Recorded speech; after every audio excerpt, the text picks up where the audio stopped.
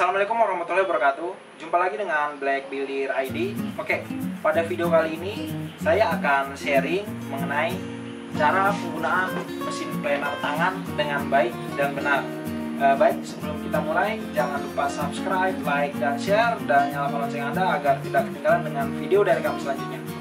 Mesin planer atau mesin ketam atau mesin serut. Nah, pastinya teman-teman sudah tahu ya alat ini.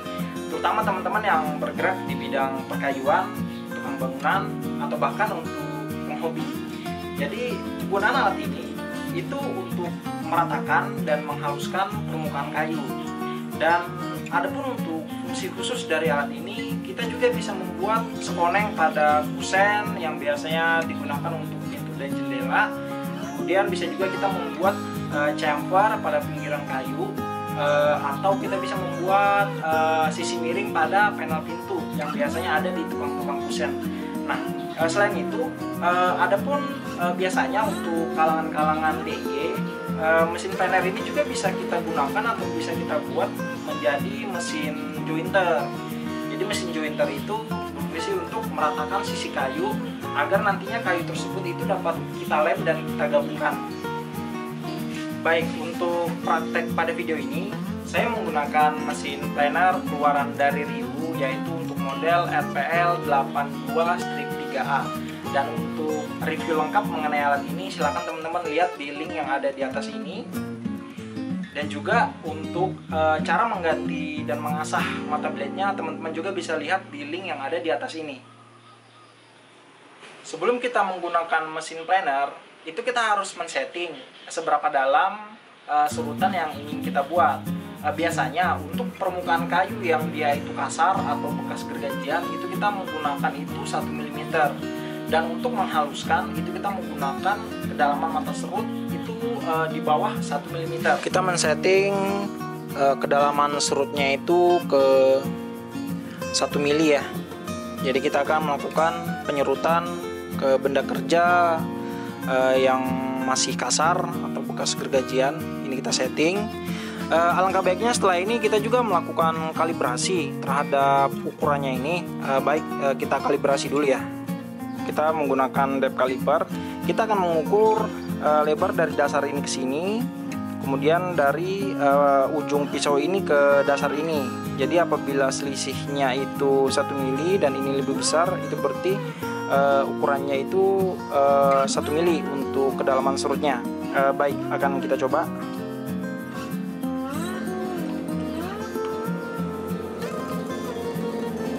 Jaraknya ini 6,63, 6,64 untuk dari sini ke sini.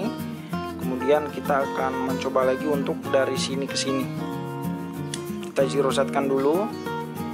Kemudian kita ukur.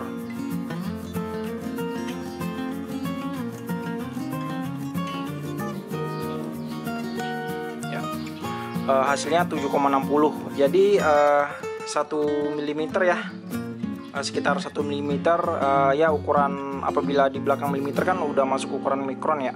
Jadi ini sudah masuk batas toleransi ya. Oke, setelah ini kita akan mulai bagaimana cara melakukan penyerutan kayu dengan baik dan benar. Kita tadi sudah mengatur kedalaman mata serut ini dan kita juga sudah mengukurnya. Setelah ini kita akan praktek untuk menyerut sebuah papan ya. Ya baik, jadi sebelum kita memulai proses penyerutan, kita kan membutuhkan meja serut. Jadi ini saya anggap sebagai meja serut. Jadi di ujungnya ini saya berikan penahan agar nanti ini benda kerjanya, itu stabil, tidak bergerak kemana-mana ya. Dan ini adalah papan yang akan kita gunakan untuk tutorial penyerutan.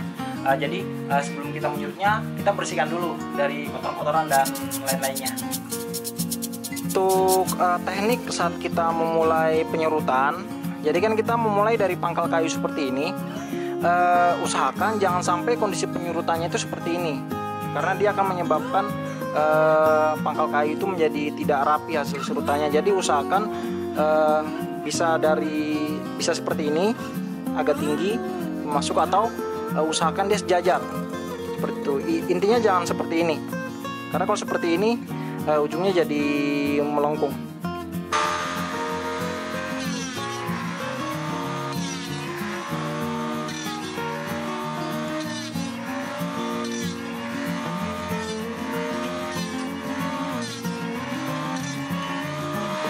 saat di ujung satunya, saat kita mencapai ujung kayu, karena mesin serut ini agak berat, jadi rentan kita saat di ujung tuh seperti ini. Nah, jadi kondisi seperti ini itu dapat menyebabkan ujung kayu ini menjadi cembung ke bawah. Jadi alangkah baiknya saat kita sampai di ujung, usahakan kita angkat seperti ini. Atau kalau tidak, usahakan dia tetap lurus seperti ini. Ya, itu mungkin dibutuhkan jam terbang ya untuk melakukan penyerutan yang seperti itu.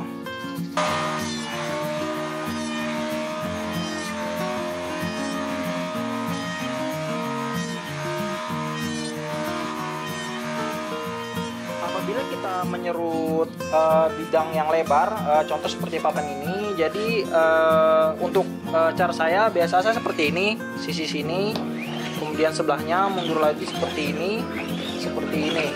dan begitu seterusnya sampai maju ke depan.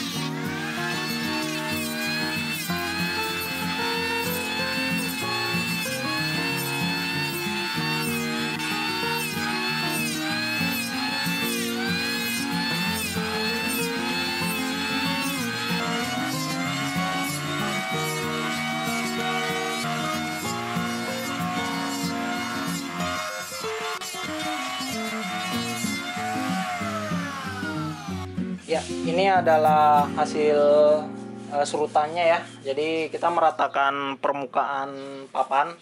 Hasilnya seperti ini. Mungkin balik lagi ke teknik dan skill teman-teman ya. Mungkin ada yang bisa membuat lebih rapi dari ini ya. Ya, kemudian kita akan mencoba untuk menyerut sisi yang tidak lebar seperti ini. Jadi ini cukup maju mundur saja. Baik, langsung kita coba ya.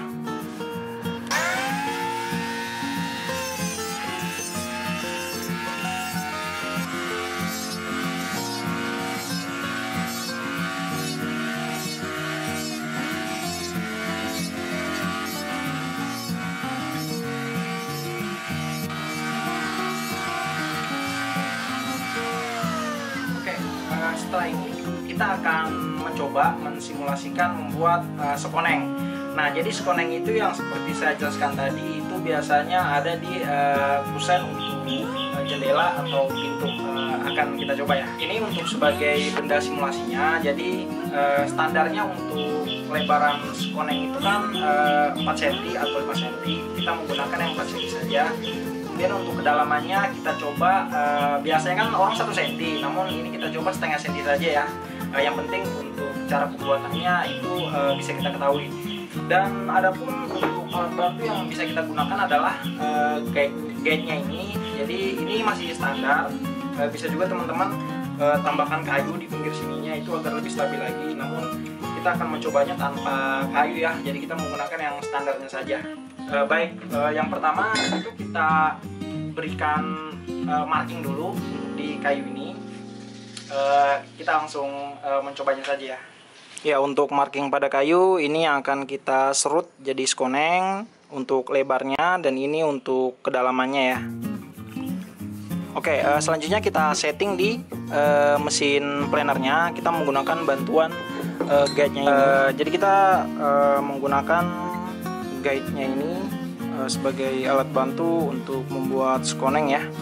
Dan untuk arah atau letak guide-nya ini kita pasang di sebelah sini, bawah sini, karena nantinya untuk area serut itu di sini.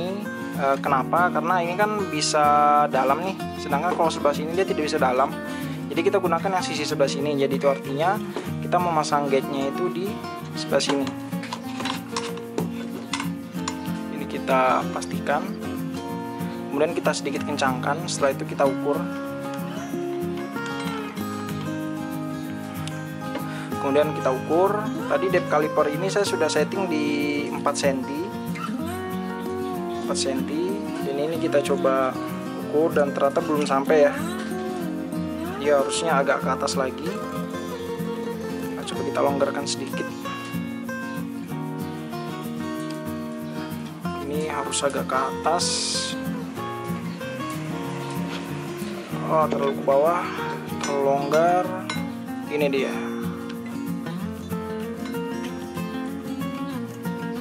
Ini kita sesuaikan ukurannya. Kemudian kita kencangkan.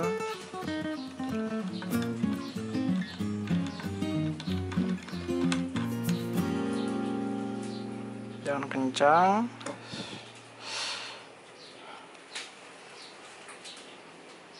Oh ya, sudah pas ya. Jadi kita bisa menggunakan untuk penyerutan.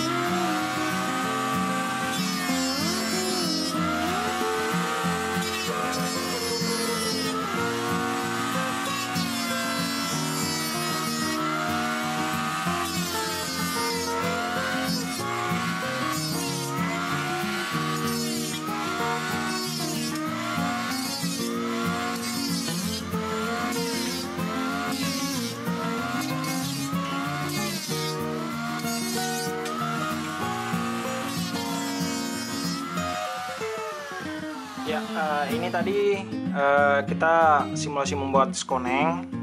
Jadi bisa dilihat di sini. Mungkin kalau kita lebih telaten dan hati-hati lagi, mungkin bisa rapi dari ini ya. Bisa kita lihat dari tampak sisi sininya. Dari sisi sininya. Tentu saja teman-teman mungkin mempunyai teknik tersendiri ya. Ini adalah salah satu caranya menurut saya dan saya praktekkan. Kemudian tadi juga saya membuat simulasi membuat sisi miring dengan alat serut. Jadi hasilnya seperti ini. Biasanya sangat efektif apabila kita ingin membuat panel pintu ya. Panel pintu yang biasanya ada sisi miringnya. Teman-teman dapat lihat di tukang kusen dan tukang daun pintu. Mereka biasa membuat sisi chamfer seperti ini atau sisi miring seperti ini itu dengan alat serut. Ya, mungkin teman-teman mempunyai teknik yang lain mungkin yang lebih rapi, dan ini adalah teknik saya. Dan untuk ukurannya pun saya masih bebas, jadi saya belum menentukan ukuran tadi. Namun untuk tekniknya tadi kurang lebih seperti itu. Ya, ini adalah hasil percobaan tadi. Jadi lumayan rata dan halus. Oh ya, untuk arah penyerutan itu usahakan searah dengan serat kayunya agar lebih mudah majunya ya untuk alat serutnya. Nanti takutnya malah tersendat. Ya, di sini mungkin masih ada beberapa marking pinggiran serut. Jadi ini mungkin akibat dari kedua ujung dari mata serut itu masih terlalu tajam. Jadi nanti akan kita asah agar kedua ujungnya itu menjadi tidak terlalu tajam dan sehingga tidak meninggalkan bekas seperti ini. Mungkin teman-teman mempunyai teknik masing-masing juga ya untuk masalah penyerutan ini. Namun seperti itulah yang bisa saya sharing tadi. Itulah tadi tutorial yang bisa saya sampaikan mengenai cara menyerut kayu dengan mesin planer. Jika ada kesalahan, kekurangan, kritik, dan saran, mohon tuliskan di kolom komentar. Mungkin tutorial yang saya berikan pun mungkin masih jauh dari kata sempurna, jadi tolong dimaafkan. Ya, Tapi dari hasil tadi yang seperti saya jelaskan, kita membuat 3 tutorial ya, lumayan kalau menurut saya. Namun bagaimana menurut teman-teman, itulah ilmu yang bisa saya bagi. Terima kasih telah menonton video saya, dan jangan lupa yang paling penting adalah banyak-banyak atau biasakan diri menggunakan mesin planer ini, karena memang untuk penggunaan mesin planer ini itu membutuhkan jam terbang yang pertama, kemudian yang kedua adalah teknik. Nah, jadi mungkin teman-teman di luar sana mungkin mempunyai teknik unik pada masing-masing cara menggunakan mesin planer ini, dan bisa kalian terapkan lah. Intinya pekerjaan yang kita kerjakan itu menghasilkan karya yang bagus dan sesuai, apalagi untuk karya yang dijual di pasaran. Baik, terima kasih telah menonton video saya. Jangan lupa subscribe, like, dan share, dan nyalakan lonceng Anda agar tidak ketinggalan dengan video dari kami selanjutnya. Sampai jumpa.